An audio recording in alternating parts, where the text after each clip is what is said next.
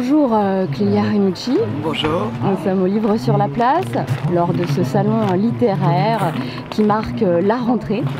Vous nous dévoilez donc un nouvel ouvrage qui s'intitule La fabrique des souvenirs, publié aux éditions Albin Michel. Alors c'est aussi un moment de retrouvailles, cette rentrée littéraire. Dans quel état d'esprit vous êtes aujourd'hui? Écoutez, c'est la première fois que je viens à Nancy, parce que pour mon premier roman, hélas, je n'avais pas pu venir parce que j'habitais New York à l'époque, donc c'était un petit peu loin.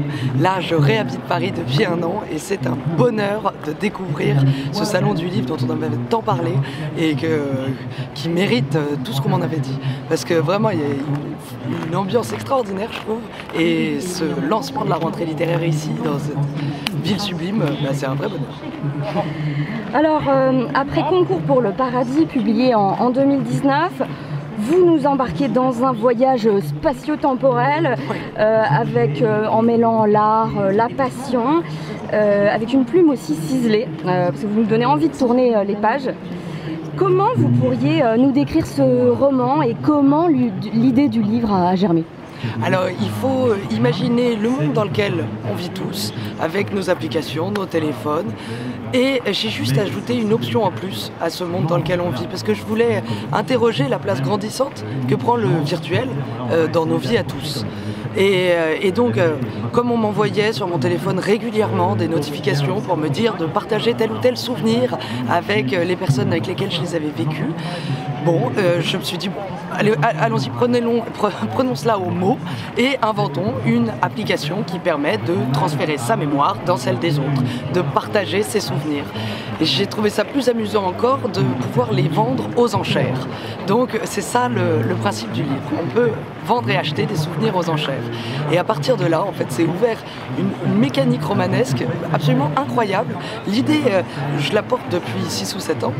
Et toute l'histoire s'est construite quasiment instantanément. C'est-à-dire que j'ai tout de suite eu envie que mon héros tombe amoureux de la nuque d'une femme, ce qui va donc lui arriver, puisqu'il achète le souvenir d'une représentation de Phèdre à la Comédie Française en 1942, tout ça est très précis, et en s'immergeant dans le souvenir que cette personne lui a vendu, au lieu de regarder la jolie comédienne réciter ses vers de Racine, une nuque lui apparaît, elle est nue, et c'est justement ce qui fait que son œil est attiré, puisque on est dans les années 40 en France, donc évidemment c'est la France occupée, c'est pas des circonstances extrêmement joyeuses, tout le monde est frigorifié puisqu'il n'y a plus de chauffage dans la salle de théâtre, il y a des coupures d'électricité tout le temps, il y a le couvre-feu, il y a des uniformes nazis, enfin tout ça est effrayant.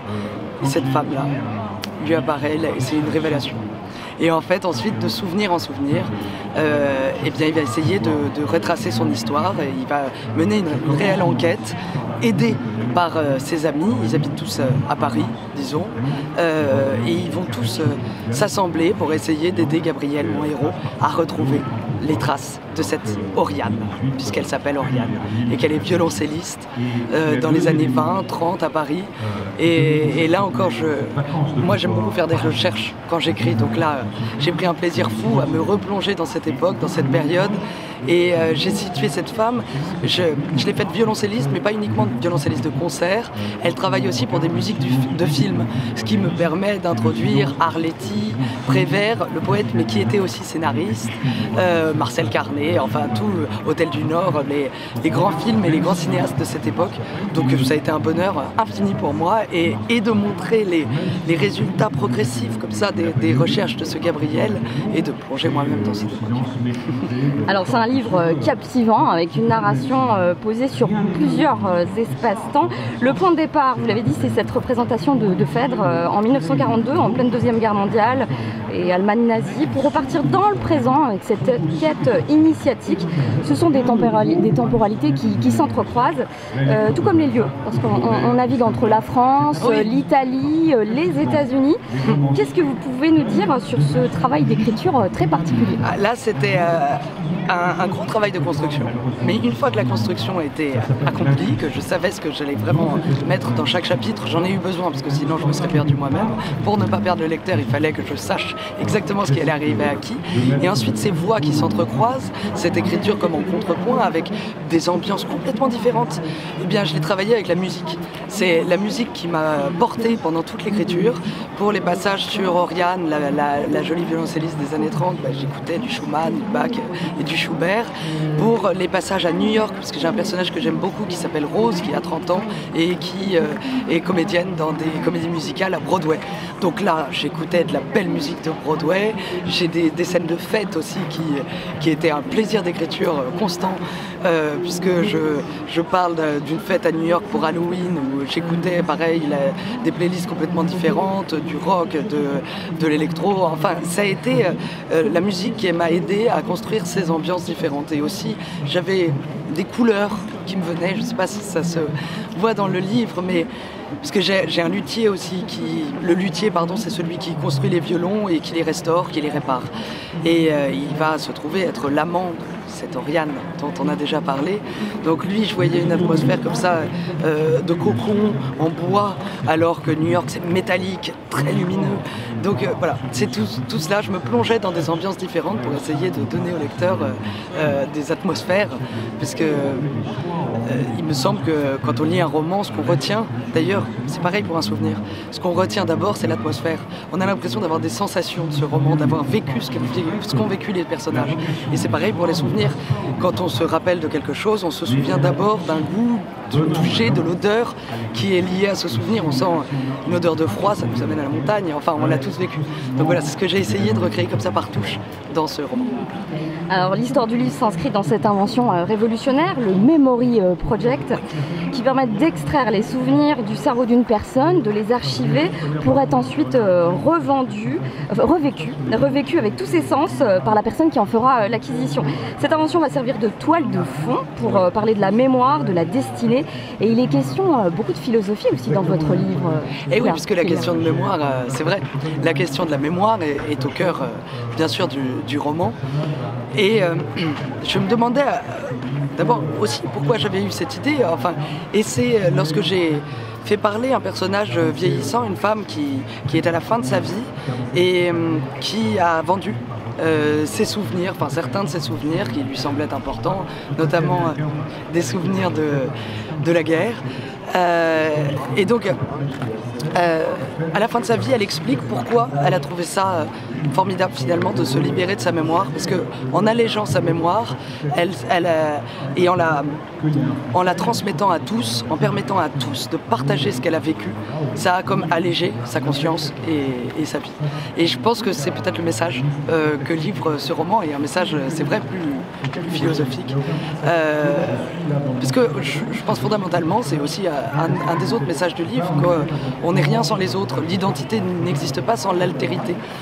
L'individu n'existe pas sans ses amis, globalement. Sans ses amis, sa famille, ses amours. Et c'est par les autres qu'on se construit et qu'on construit nos vies.